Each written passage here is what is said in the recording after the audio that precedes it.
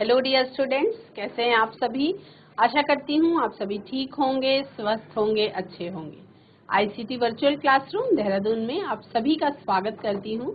जैसा कि आप सभी जानते हैं बच्चों, क्लास 10th में चैप्टर आपका शुरू हो चुका है कंट्रोल एंड कोऑर्डिनेशन, यानी कि नियंत्रण और समन्वय। मैं समता आप सभी का स्वागत करती हूँ आईसीटी वर्चुअल क्लासरूम में। बच्चों, ये जो चैप्टर है कंट्रोल एंड कोऑर्डिनेशन, इस चैप्टर के बारे में आप सभी जानते हैं। चैप्टर का नाम क्या है? नियंत्रण एवं समन्वय। नियंत्रण एवं समन्वय। तो ये जो नियंत्रण और समन्वय है, एक्चुअल में ये क्या है, आपको इस चैप्टर में उसी के बारे में जानना है। ठीक है, सब कुछ कैसे हमारा नियंत्रित रहता है, किस तरह से हमारी बॉडी कंट्रोल में रहती है, किस तरह से हम देखते हैं तो चीज़ों को हम पहचान पाते हैं, किस तरह से कोई टच होने पर हम उस टच को महसूस कर सकते हैं, किस तरह से हम कुछ खाते हैं तो हमें स्वाद का अनुभव होता है, किस तरह से हम कोई चीज़ सूंघते हैं तो हमें उसकी महक का अनुभव होता है, किस तरह से यदि हम कोई चीज़ सुनते हैं तो उसको भी हम अनुभव कर पाते हैं, और किस तरह से हमारा माइंड उसे कंट्रोल करता है। इस चैप्टर में केवल यही पढ़ना है कि पौधों में किस तरह से कंट्रोल और कोऑर्डिनेशन होता है, और मनुष्यों में यानी कि जीवों में भी किस तरह से कंट्रोल और कोऑर्डिनेशन होता है, यानी कि किस तरह से बॉडी के अलग अलग ऑर्गन्स जो हैं वो कंट्रोल होते हैं और किस तरह से एक दूसरे के साथ मिल करके कोऑर्डिनेट करके उस जीव की जीवन को चलाते रहते हैं।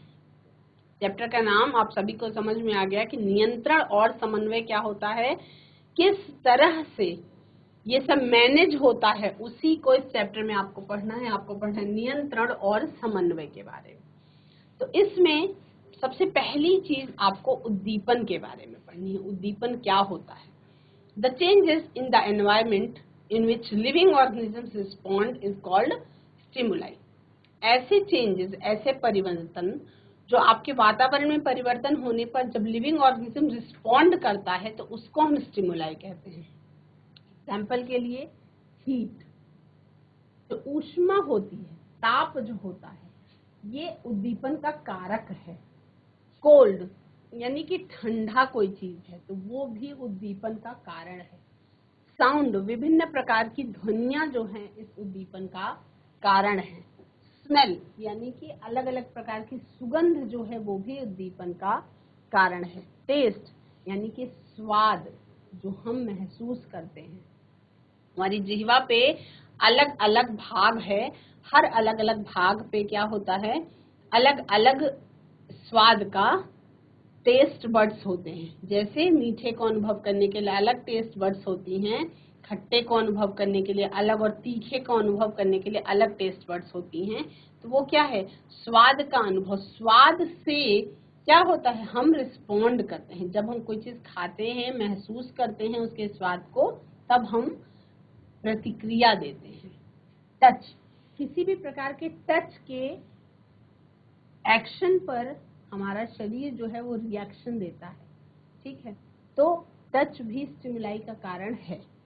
प्रेशर यानी कि दबाव, ग्रेविटी यानी कि गुरुत्वाकर्षण और पानी इत्यादि, यानी कि वो बाहरी कारक जो वातावरण में हो रहे परिवर्तन के प्रति जीवों को रिस्पॉन्ड करते। जैसे ये जो स्टिमुलाई होते हैं, ये क्या कारक होते हैं? ऐसे कारक जो वातावरण में हुए परिवर्तन के कारण लिविंग ऑर्गेनिज्म जब रिस्पॉन्ड करता है तो उन्हें हम क्या कहते हैं? स्टिमुलाई कहते हैं। Living organisms respond to stimuli in the form of body movement. तो ये जो जीव होते हैं ये स्टिमुलाई के प्रति रिस्पॉन्स कैसे करते हैं? अपने शरीर में गति के अनुसार, मतलब बॉडी मूवमेंट के रूप में ये स्टिमुलाई रिस्पॉन्स करते हैं। कोऑर्डिनेशन क्या है? For a proper response to a stimulus many organs in the body should work together. एक प्रॉपर रिस्पॉन्स के लिए स्टिमुलस के अलग अलग बहुत सारे अंग जो हैं एक शरीर में, उनको एक साथ मिल करके काम करना होता है। The working together of various organs in an organism to produce proper response to a stimulus is called coordination। यानी कि अलग अलग अंगों की वर्किंग डिपेंड करती है कि किसी भी स्टिमुलस के प्रति कैसा रिस्पॉन्स करना है, सही रिस्पॉन्स हो। इसके लिए क्या होता है, प्रॉपर रिस्पॉन्स होने के लिए कोऑर्डिनेशन का होना बहुत ज्यादा जरूरी है। तो एनिमल्स में, जीवों में कंट्रोल और कोऑर्डिनेशन जो है वो किसके द्वारा परफॉर्म होता है, वो परफॉर्म होता है nervous system and endocrine system के द्वारा, यानी कि तंत्रिका तंत्र और अंतःस्रावी तंत्र के द्वारा ये सिस्टम जीवों में परफॉर्म होता है, जीवों में ये कंट्रोल होता है।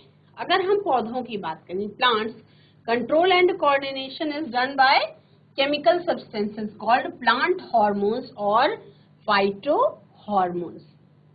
प्लांट हॉर्मोन्स या पादप हॉर्मोन्स या जिन्हें हम फाइटो हॉर्मोन्स कहते हैं, पौधों में, प्लांट में कंट्रोल और कोऑर्डिनेशन उन रासायनिक पदार्थों के द्वारा किया जाता है। बच्चों, कोऑर्डिनेशन जब एनिमल्स में हो रहा हो, समन्वय जब जंतुओं में हो रहा हो, जब जंतुओं में समन्वय की बात हो रही हो, तब आप देखते हैं in animals control and coordination is done by nervous system and endocrine system. Nervous system में बच्चों 3 अलग अलग भाग होते हैं। तंत्रिका तंत्र के 3 अलग अलग भागों को हम ब्रेन, स्पाइनल कॉर्ड और नर्व्स के नाम से जानते हैं। 3 अलग अलग भाग होते हैं। पहला है आपका ब्रेन यानी कि मस्तिष्क, दूसरा है आपका मेरुरज्जु और तीसरा है आपका तंत्रिकाएं या नर्व्स। अब नर्व्स न्यूरॉन्स से मिलकर के बनी होती हैं, ये हम आगे जानेंगे। आप सभी को पता है हमारे पास ज्ञानेंद्रियां होती हैं। आप सभी को पता है हमारे पास क्या होती हैं बच्चों, ज्ञानेंद्रियां होती हैं। ज्ञानेंद्रियों में कुछ ऐसा होता है जो वातावरण में हो रहे परिवर्तन को रिसीव करवाता है हमारे शरीर में, उसे हम क्या कहते हैं, ग्राही या रिसेप्टर्स कहते हैं। ये जो रिसेप्टर्स होते हैं ये सेंस ऑर्गन्स के अंदर पाए जाते हैं। ये रिसेप्टर्स जो हैं ये आपका which receive the stimuli and pass the message to the brain or spinal cord through sensory nerves। Sensory nerves के द्वारा ये जो रिसेप्टर्स हैं ये सूचना को रिसीव करते हैं। ठीक, हमारे पास आप सभी को पता है 5 ज्ञानेंद्रियां हैं, 5 सेंस ऑर्गन्स हैं। इसमें से आईज में फोटो रिसेप्टर्स होते हैं जो किसी भी लाइट को डिटेक्ट कर पाते हैं, जिससे हम रंगों की पहचान कर पाते हैं और अलग अलग चीजों को हम पहचान पाते हैं। फोनो रिसेप्टर्स होते हैं जो हमारे कान में, आंतरिक कर्ण में मौजूद होता है और ये साउंड को डिटेक्ट कर सकता है। तो अलग अलग लोगों की आवाजों को हम पहचान पाते हैं या अलग अलग वस्तुओं की आवाजों को भी हम पहचान पाते हैं। आपका ऑल्फैक्टरी रिसेप्टर्स हैं जो हमारी नाक में मौजूद होते हैं। ये किसी भी अलग अलग प्रकार की सुगंध को डिफरेंशिएट करने में हमें हेल्प करते हैं। गस्टेटरी रिसेप्टर्स हैं, ये हमारी टंग में पाए जाते हैं। और टैंगो रिसेप्टर्स हैं जो कहाँ पर पाए जाते हैं, हमारी स्किन पर पाए जाते हैं। तो ये 5 प्रकार के रिसेप्टर्स के बारे में मैंने आपको बताया। फोटो रिसेप्टर्स, फोनो receptors, olfactory receptors, gustatory receptors और टैंगो रिसेप्टर्स। तो इनके नाम सभी बच्चे नोट कर लेंगे, इनके नाम सभी बच्चे क्या करेंगे, नोट कर लेंगे, जिससे आपको ये रिसेप्टर्स के नाम यदि याद हो गए तो आपके लिए काफी आसान हो जाएगा इस चैप्टर को समझना।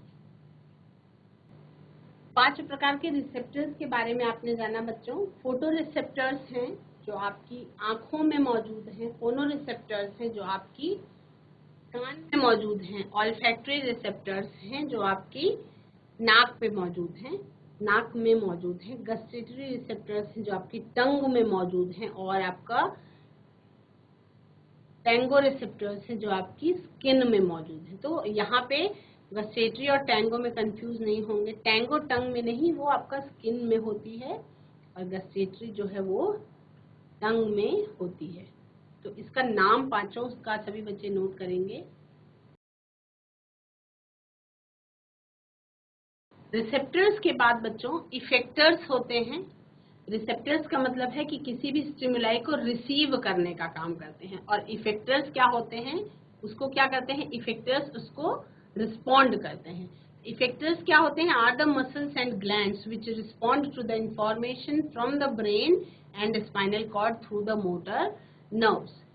यानी कि रिसेप्टर्स जो हैं वो इंफॉर्मेशन को रिसीव करते हैं, और इफेक्टर्स जो होते हैं वो क्या करते हैं, वो इंफॉर्मेशन को रिसीव करने के बाद जो रिस्पॉन्स होता है उसके लिए उत्तरदायी होते हैं। इफेक्टर्स क्या होते हैं, ये जो इफेक्टर्स हैं जिनके बारे में बात हो रही है, ये इफेक्टर्स क्या हैं, ये उत्तरदायी होते हैं रिस्पॉन्स को करने के लिए। ठीक है, ऐसी मसल्स होती हैं, ऐसी ग्लैंड्स होती हैं जो रिस्पॉन्स करती हैं, है ना। सेंसरी नर्व्स क्या होती हैं, कल के सेशन में हमने बहुत अच्छे से इसको समझा था, हम जस्ट रिवाइज कर रहे हैं।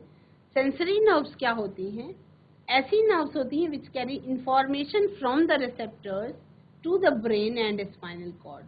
दो तरीके की नर्व्स होती है, देखो दो तरीके के होते हैं, एक तो रिसेप्टर्स होते हैं, दूसरे इफेक्टर्स होते हैं। जो रिसेप्टर्स होते हैं वो सूचना को ग्रहण करने का काम करते हैं, और जो इफेक्टर्स होते हैं वो क्या करते हैं, वो सूचना को ग्रहण करने के बाद उसको रिस्पॉन्स करते हैं, प्रतिक्रिया देते हैं। अब उसमें दो तरीके की नर्व्स इस्तेमाल होती हैं। सेंसरी नर्व्स जो होती हैं वो ऐसी नर्व्स होती हैं जो रिसेप्टर्स से इंफॉर्मेशन को ले करके ब्रेन तक और स्पाइनल कॉर्ड तक पहुंचाने का काम करती हैं। मोटर नर्व्स क्या होती हैं, मोटर नर्व्स ऐसी नर्व्स होती हैं जो क्या करती हैं, इंफॉर्मेशन को कैरी करती है। कैसे, आपका ब्रेन और स्पाइनल कॉर्ड में जो इंफॉर्मेशन आई उसको इफेक्टर्स तक पहुंचाने का काम करती हैं। मसल्स और ग्लैंड्स होती हैं जो उनको इफेक्टर्स तक पहुंचाने का काम करती हैं, और उससे क्या होता है, फिर व्यक्ति क्या करता है, प्रतिक्रिया देता है या रिस्पॉन्ड करता है। तो ये तो हो गया आपका रिसेप्टर्स, इफेक्टर्स, सेंसरी नर्व्स और मोटर नर्व्स के बारे में। तो आप इसको भी सीक्वेंस में लिखेंगे। सबसे पहले आप लिखेंगे रिसेप्टर्स, उसके बाद लिखेंगे सेंसरी नर्व्स, उसके बाद आप लिखेंगे मोटर नर्व्स, और उसके बाद आप लिखेंगे इफेक्टर्स।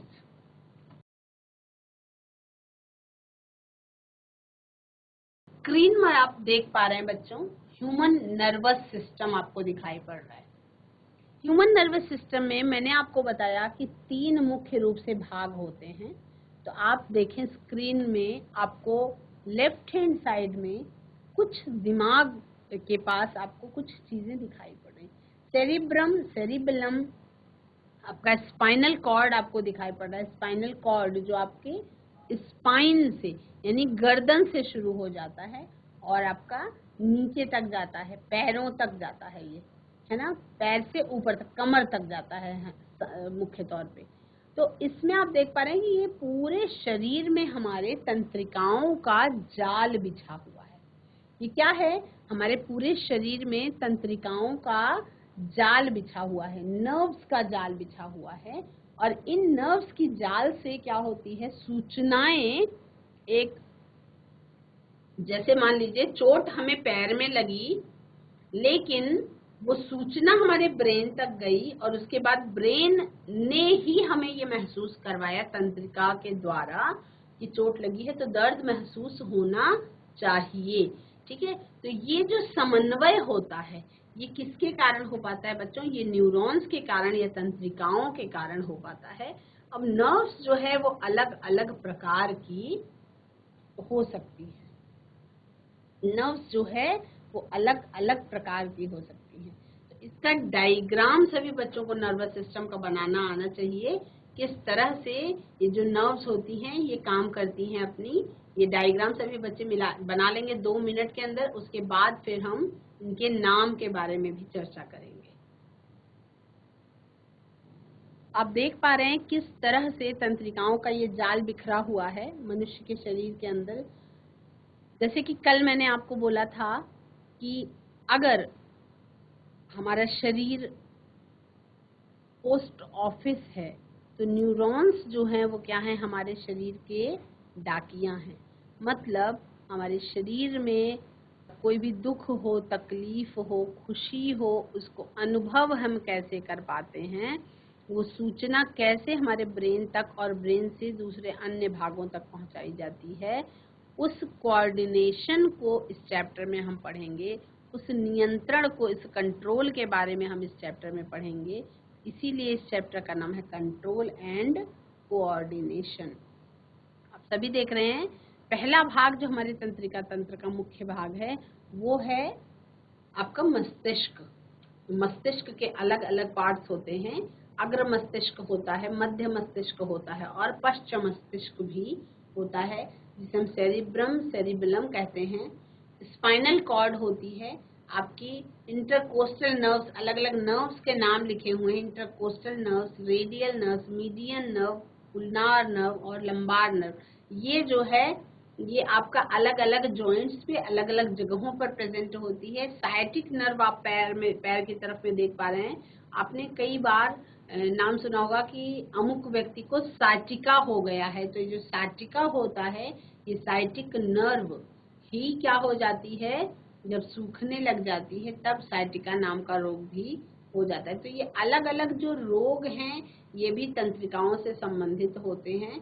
और इस तरह से हमारा ह्यूमन नर्वस सिस्टम पूरे शरीर में एक जाल की तरह बिखरा होता है। तो ये जो ह्यूमन नर्वस सिस्टम होता है बच्चों, ये सभी बच्चे इस इंफॉर्मेशन को नोट करेंगे। जो ह्यूमन नर्वस सिस्टम होता है, इसमें नर्वस सिस्टम के पार्ट्स, अलग अलग पार्ट्स होते हैं। ह्यूमन नर्वस सिस्टम यानी कि मनुष्य का तंत्रिका तंत्र जो है वो मुख्य रूप से दो भागों में बटा हुआ है। पहला भाग कहलाता है सेंट्रल नर्वस सिस्टम और दूसरा भाग कहलाता है पेरिफेरल नर्वस सिस्टम। अब पेरिफेरल शब्द को समझने के लिए, पेरिफेरल का मतलब क्या होता है? पेरिफेरल का मतलब बाहर बाहर का गोला। पेरिफेरल का मतलब क्या होता है? बाहर बाहर का गोला। सेंट्रल का मतलब होता है जो केंद्र में हो, जो सेंटर में हो। तो जो सेंट्रल नर्वस सिस्टम होता है उसके दो मुख्य भाग हैं। उसमें ब्रेन और स्पाइनल कॉर्ड जो है वो शामिल होती है। क्या क्या शामिल होती है? ब्रेन और स्पाइनल कॉर्ड शामिल होती है। दूसरा होता है आपका पेरिफेरल नर्वस सिस्टम। तो ये जो पेरिफेरल नर्वस सिस्टम है ये क्या है? Consists of cervical nerves, cranial nerves arising from the brain and spinal nerves arising from the spinal cord. अब मुख्य रूप से मस्तिष्क और स्पाइनल कॉर्ड जो है वो आपका सेंट्रल नर्वस सिस्टम में आ गया और उससे जुड़े हुई जो और दूसरी तंत्रिकाएं हैं वो जो है आपका पेरिफेरल नर्वस सिस्टम में आ जाती है। तो पेरिफेरल नर्वस सिस्टम में क्या क्या है? क्रेनियल नर्व्स जो हैं जो ब्रेन से निकलती हैं और स्पाइनल नर्व्स जो हैं जो स्पाइनल कॉर्ड से निकलती हैं। तो इसको सभी बच्चे फटाफट से हेडिंग नोट करेंगे। स्क्रीन में देखें किस तरह से ब्रेन का संरचना आपको साइड से और पीछे से दिखाई गई है और कैसे स्पाइनल कॉर्ड जो है वो हमारी होती है। इसमें मैंने आपको बताया कि दो तरीके की नर्व्स होती हैं। सेंट्रल नर्व्स जो हैं are in your brain and spinal cord. Central nerves जो हैं, जो मुख्य तंत्रिकाएं हैं, वो आपके ब्रेन में और आपके स्पाइनल कॉर्ड में मौजूद होती हैं। और उसके अलावा autonomic nerves go from your spinal cord to your lungs, heart, stomach, intestine, bladder and sex organs. Autonomic nerves कहलाती हैं। और आपका cranial nerves जो होती हैं वो क्या हैं? cranial nerves जो हैं वो go from your brain to your eyes, mouth, यानी कि हमारे जो पांचों सेंसरी ऑर्गन्स हैं, हमारे ब्रेन से उन सेंसरी ऑर्गन्स तक जो नर्व्स जाती हैं उन्हें हम क्रेनियल नर्व्स कहते हैं। और पेरिफेरल नर्व्स वो होती हैं जो आपका go from your spinal cord to your arms, hands, legs and feet. मतलब मुख्य अंगों के चारों तरफ, आपका हाथ पैर में, आंखों उसमें, हाथ में, पैर में और आपके आर्म्स में, हैंड्स में, लेग्स में, फीट में, यहाँ सब में जो जो तंत्रिकाएं जाती हैं वो क्या कहलाती हैं? पेरिफेरल नर्वस सिस्टम के अंतर्गत आती हैं। स्क्रीन में आप देख रहे हैं किस तरीके से स्पाइनल कॉर्ड जो है वो भी सेंट्रल नर्वस सिस्टम का भाग है और ब्रेन जो है वो भी सेंट्रल नर्वस सिस्टम का भाग होता है। स्क्रीन पर देखें अच्छी तरह से, ऊपर की तरफ क्या मौजूद है, ब्रेन मौजूद है, और उसके नीचे हमारे गर्दन के ऊपर से पीछे की तरफ से ही क्या स्टार्ट हो जाती है, स्पाइनल कॉर्ड या मेरुरज्जु जिसे हम कहते हैं स्टार्ट हो जाती है। और ये जो मेरुरज्जु स्टार्ट हो जाती है, इसमें आप देख रहे हैं अलग अलग हड्डियां भी कनेक्टेड हैं, लेकिन उसके बीच में नर्व्स मौजूद हैं। के बीच में क्या मौजूद हैं, उसके बीच में नर्व्स मौजूद हैं, जिन्हें हम क्या कहते हैं, नर्वस सिस्टम। सारा मिल करके, सारी नर्व्स मिल करके क्या बनाती है, नर्वस सिस्टम का निर्माण करती है। ये जो नर्वस सिस्टम है ये दो प्रकार की नर्व से मिल करके बना है। पहले प्रकार की नर्व्स को हम क्या कहते हैं, सेंट्रल नर्वस सिस्टम कहते हैं, और उसके आसपास की जो नर्व्स हैं उनको हम पेरिफेरल नर्वस सिस्टम कहते हैं, जहाँ पे नर्व्स जो है हाथ में, आपके पाँव में, ऐसी जगहों पर जाती हैं। जब मुख्य रूप से नर्व्स जाती हैं आँखों में या और सब चीज़ों में, तो उसे हम सेंट्रल नर्वस सिस्टम कहते हैं, है ना। तो ब्रेन जो है और स्पाइनल कॉर्ड आपका मुख्य तंत्रिका तंत्र का एक भाग है।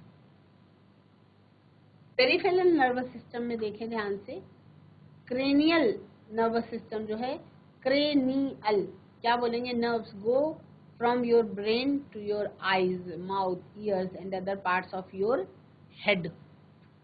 यानी कि तंत्रिका तंत्र से जुड़े हुए जो अंग हैं, आपकी ज्ञानेंद्रियां, तंत्रिका तंत्र से सीधे तौर पे क्या जुड़ी हुई हैं, आपकी ज्ञानेंद्रियां जुड़ी हुई हैं। तो ये जो ज्ञानेंद्रियां होती हैं बच्चों, ये क्रेनियल नर्व्स के थ्रू ब्रेन से कनेक्टेड होती हैं। पेरिफेरल नर्व्स क्या होती हैं, nerves go from your spinal cord to your arms, hands, legs and feet. Nerves जो हैं आपके स्पाइनल कॉर्ड से हाथों में और बाहों में और पैरों में और फीट में जाती हैं। Central nerves are in your brain and spinal cord, ये वाली इंफॉर्मेशन भी लिखेंगे। और autonomic nerves go from your spinal cord to your lungs, heart, stomach, intestine और ब्लैडर एंड सेक्स ऑर्गन्स। ठीक है, तो ये सभी बच्चे नोट करेंगे, ऑटोनोमिक, सेंट्रल, क्रेनियल और पेरिफेरल।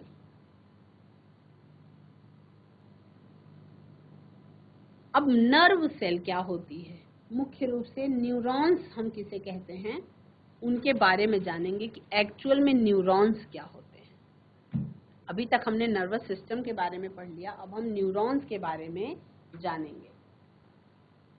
ये जो न्यूरॉन्स होते हैं बच्चों, neurons is the structural and functional unit of the nervous system. जो तंत्रिकाएं होती हैं, ये जैसे हम शरीर की अपने बात करते हैं कि हमारा शरीर जो है वो कोशिकाओं से मिलकर के बना हुआ है, स्ट्रक्चरल और फंक्शनल यूनिट, उसी तरह से न्यूरॉन्स जो है वो हमारे नर्वस सिस्टम के संरचनात्मक और क्रियात्मक इकाई कहलाते हैं। न्यूरॉन्स जिन्हें हम क्या कहते हैं, तंत्रिका कहते हैं।